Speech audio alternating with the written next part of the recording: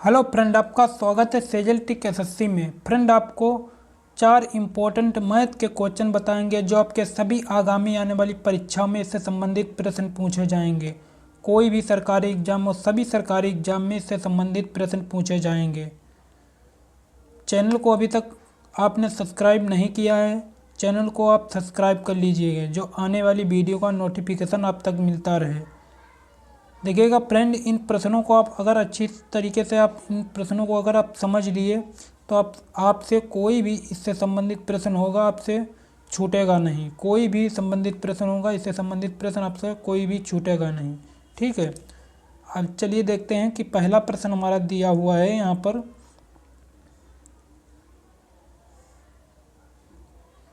पहला प्रश्न है, एक कर्मचारी की मजदूरी में 20% की कटौती की गई है। यदि उसकी मजदूरी को पुनः पहले की मजदूरी के बराबर लाना हो तो उसमें कितनी वृद्धि करनी पड़ेगी। ठीक है, अब देखिएगा ध्यानपूर्वक से फ्रेंड, यहाँ पर एक कर्मचारी की मजदूरी में 20% की कटौती की गई। ठीक है, एक कर्मचारी जो था वो एक कर्मचारी की मजदूरी, एक जो कर्मचारी था तो उसकी जो मजदूरी थी, ठीक है, तो उसमें से 20% की कटौती की गई।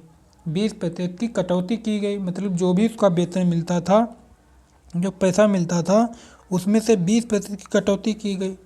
यदि उसकी मजदूरी को पुनः पहले की मजदूरी के बराबर लाना हो तो उसकी मजदूरी को पुनः बराबर लाना हो। ठीक है, जैसे कि उसकी मजदूरी जो भी पहले जो जितनी थी उसके बाद 20% की कटौती हुई। ठीक है, और जितनी पहले मजदूरी थी कटौती होने के बाद में जितनी मजदूरी रहेगी, जितनी कटौती होने से पहले थी तो कटौती होने से पहले जितनी उसकी मजदूरी थी तो उसको फिर पुनः वापस लाने के लिए तो उसमें कितने प्रतिशत की वृद्धि करनी पड़ेगी कि उसकी मजदूरी पहले जैसे उतनी ही मजदूरी हो जाए। ठीक है, ये प्रश्न आपसे कह रहा है तो उसकी मजदूरी में कितने प्रतिशत की वृद्धि करनी पड़ेगी। ठीक है, वही आपको कितने प्रतिशत की उसमें वृद्धि करनी पड़ेगी। अब देखिएगा फ्रेंड, इस प्रश्न को कैसे सॉल्व करेंगे। अब देखिएगा फ्रेंड, यहाँ पर आपका एक सूत्र लगता है। सूत्र आपका हो जाएगा, आपका लगेगा इसमें प्रतिशत वृद्धि बराबर अधिकता। ठीक है, तो प्रतिशत में कमी। ठीक है, तो हम यहाँ पर क्या कर लिखेंगे कि 100 गुणा प्रतिशत कमी। ठीक है, प्रतिशत कमी बटा 100 माइनस प्रतिशत कमी। ठीक है, ये इस प्रकार से हमारा सूत्र हमारा बन जाएगा। ठीक है, कि प्रतिशत वृद्धि या प्रतिशत कमी, ठीक है, बराबर 100 गुणा प्रतिशत कमी बटा 100 माइनस प्रतिशत कमी। आपको याद रखना है, आपको बस इतना ही आपको याद रखना है कि 100 गुणा प्रतिशत कमी 100 माइनस प्रतिशत कमी। ठीक है, अब देखिएगा यहाँ पर फ्रेंड कि हमारा 100 सूत्र में दिया हुआ है। ठीक है, गुणा प्रतिशत कमी, तो प्रतिशत कमी हमारा कितना हुआ है यहाँ पर दिया हुआ है 20% की कटौती। ठीक है, 20% की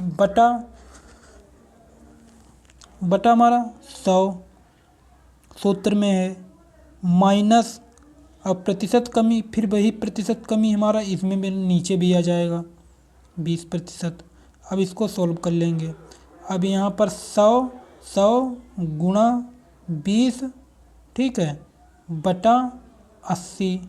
100 में से हमारा 20 गया, कितना बचा 80। एक जीरो से एक जीरो काट दिया और यहाँ पर हमारा कितना बचा, यहाँ पर हमारा कितना है, यहाँ पर हमारा 100 है। ठीक है, तो इसको अगर हम करेंगे 2 से अगर हम पहले करेंगे तो हमारा यहाँ पर 4 आ जाएगा, और 4 से करेंगे तो 25 चक्कू 100, यहाँ पर हमारा 25 आ जाएगा। जब 25 आ जाएगा ये हमारा 25% आंसर हो जाएगा। आपका राइट आंसर कौन सा हो जाएगा, आपका बी आपका राइट आंसर हो जाएगा। ठीक है फ्रेंड, अगला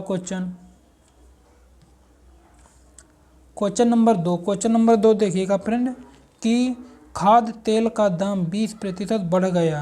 इस मद का व्यय न बढ़ने के लिए परिवार को खाद्य तेल के प्रयोग में कितने प्रतिशत की कमी करनी होगी। यहाँ पर खाद्य का तेल का दाम 25% बढ़ गया। खाद्य और तेल का जो दाम था वो 25% बढ़ गया। इस मद पर व्यय न बढ़ने के लिए परिवार को खाद्य तेल के प्रयोग में कितने प्रतिशत की कमी करनी होगी। ठीक है, तो कितने प्रतिशत की कमी करनी होगी। अब देखिएगा फ्रेंड, इसमें भी वही हम सूत्र लगाएंगे। थोड़ा इसमें चेंजेस क्या हो जाएगा कि 100 गुणा इसमें हमारा क्या होगा 100 गुणा, ठीक है, प्रतिशत वृद्धि। ठीक है, इसमें हमारा प्रतिशत वृद्धि हो जाएगा बटा 100 प्लस प्रतिशत वृद्धि हो जाएगा। बस आपका इतना बस चेंजेस हो जाएगा, क्योंकि अगर पिछला क्वेश्चन में पहले क्या था कि वहाँ पर कटौती पूछ रहा था। ठीक है, कटौती मतलब कमी पूछ रहा था, तो कमी तो हमने यहाँ पर क्या लिखा था कि कमी। ठीक है, कमी। और इसमें कि क्या पूछ रहा है 25% बढ़ गया, तो बढ़ गया तो मतलब वृद्धि हो रही। तो यहाँ पर हमारा सूत्र में यहाँ पर खाली वृद्धि हो जाएगा। ठीक है, और यहाँ पर नीचे भी वृद्धि हो जाएगा। बस इतना चेंजेस हो जाएगा, बाकी सेम आपका सूत्र वही रहेगा। तो 100 मान कितना दिया हुआ 100 तो हमारा प्रश्न उसमें है। ठीक है, सूत्र में। और प्रतिशत वृद्धि, तो प्रतिशत वृद्धि जो है हमारे 25% बढ़ रहा है। ठीक है, तो 25 यहाँ पर हम, और बटा 100 हमारा सूत्र में दिया हुआ है। तो प्लस यहाँ पर प्लस प्रतिशत वृद्धि, फिर यही हमारा प्रतिशत वृद्धि आ जाएगा। तो यहाँ पर कितना दिया हुआ है 25। ठीक है, अब यहाँ पर 100 गुणा 25 बटा 100 और प्लस 25, तो हमारा कितना हो जाएगा 125। तो इसको हम सोल्व करेंगे तो हमारा 25 पंचे 125, 5 दूनी 10, तो 20 आ जाएगा। तो 20 हमारा क्या हो जाएगा आपका 20% कमी करनी होगी। ठीक है, तो 20% की कमी करनी होगी। ठीक है, तो आपका राइट आंसर जो है बी हो जाएगा। अगला क्वेश्चन नंबर 3 देखिएगा फ्रेंड। यदि नीता का वेतन पपिया के वेतन से 25% अधिक हो तो पपिया का वेतन नीता के वेतन से कितना प्रतिशत कम होगा। देखिएगा यहाँ पर, यदि नीता का वेतन पपिया के वेतन से 20% अधिक हो। ठीक है, यदि नीता का वेतन जो है यू और पपिया का जो वेतन है, तो उस पपिया के वेतन से 25% अधिक है। ठीक है, 25% अधिक है, 25% अधिक हो या अधिक है। ठीक है, तो पपिया का वेतन नीता के वेतन से कितना प्रतिशत कम है।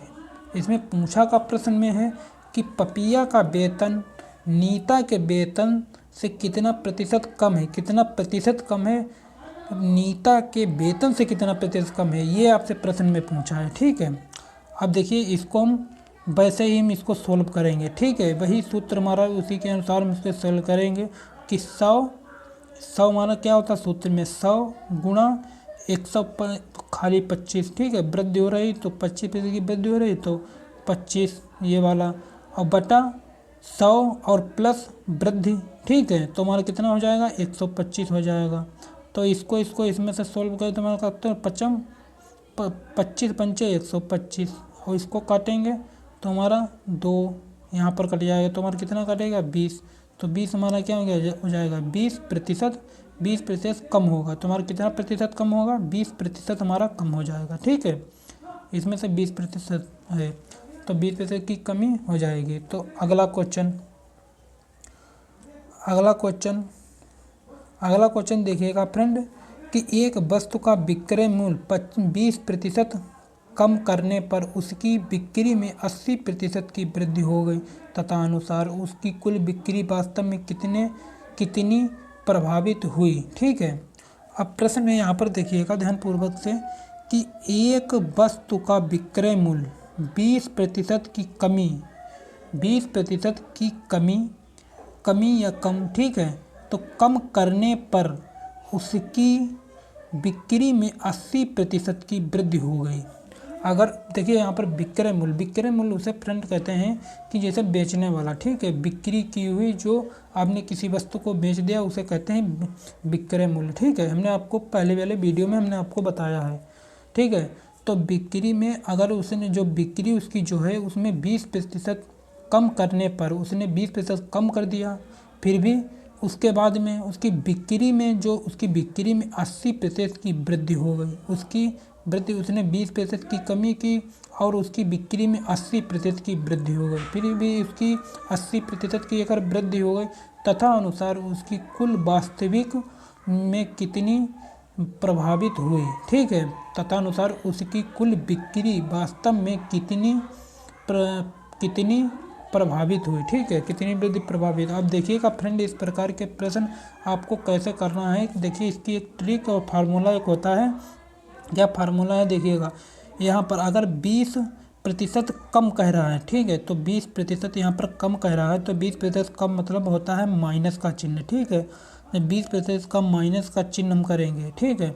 और यहाँ पर देखिए, यहाँ पर क्या हमारा 80% दिया हुआ है, तो 80% यहाँ पर दिया हुआ है, तो 80% मतलब वृद्धि, ठीक है। 80% की जब वृद्धि हो रही तो हमारा वृद्धि किस में जाता है, प्लस का चिन्ह में जाता है। तो प्लस का चिन्ह हमारा जब जाता है तो यहाँ पर प्लस के कितने हो जाएंगे, 80 हो जाएंगे, ठीक है। और यहाँ पर हमारा प्लस का हो जाएगा बीच में हमारा प्लस का हो जाता है, मतलब इस ट्रिक फार्मूला के अनुसार, ठीक है। अब यहाँ पर हमारा ऊपर कितना दिया हुआ है, यहाँ पर 20 हमारा दिया हुआ, तो ऊपर भी हम सेम -20 लिखेंगे, फिर गुणा 80 हम लिखेंगे, ठीक है। यहाँ पर 80 लिखेंगे, प्लस के यहाँ पर 80 है तो प्लस के 80 हमारे यहाँ पर हो जाएगा, चिन्ह नहीं लगता तब भी प्लस के माने जाते हैं। बटा हमारा हो जाएगा यहाँ पर 100, तो 1 0 से 1 0 कट गया, फिर 1 0 से 1 0 कट गया, ठीक है। इनसे जो कट गए हमारा सब। अब फिर यहाँ पर माइनस के 20 हैं तो यहाँ पर प्लस के 80 हैं। जब यहाँ पर प्लस के 80 हैं तो हमारा इसको अगर हम करेंगे तो यहाँ पर हमारा कितना आ जाएगा, माइनस के 20 और प्लस के 80, तो हमारा यहाँ पर कितना बचेगा, प्लस के 60 बचेंगे, ठीक है। जब प्लस के 60 बचेंगे तो यहाँ पर हमारा क्या हो जाएगा, 20, यहाँ पर हमारा यहाँ पर माइनस हो जाएगा, तो 8 दूनी 16, तो माइनस के यहाँ पर हमारे 16 हो जाएंगे। जब माइनस के हमारे 16 हो जाए तो 60 में से जब 16 में इसमें से माइनस करेंगे तो हमारा कितना बचेगा, तो 44 बचेगा। तो 44 हमारा क्या हो जाएगा, हमारा राइट आंसर हो जाएगा। तो कुल बिक्री वास्तव में कितनी प्रभावित हुई, तो 80% बिक्री प्रभावित हुई, ठीक है। आपका राइट आंसर आपका बी हो जाएगा, ठीक है फ्रेंड। अगर आपको कुछ भी अगर ना कहीं पर जैसे आपको समझ में आया तो हमसे कमेंट बॉक्स में आप हमसे पूछ सकते हैं, हम आपको उसका रिप्लाई 100% आपको देंगे, ठीक है। फिर आपको अगली वीडियो में जब तक मिलते हैं, जय हिंद, वंदे मातरम।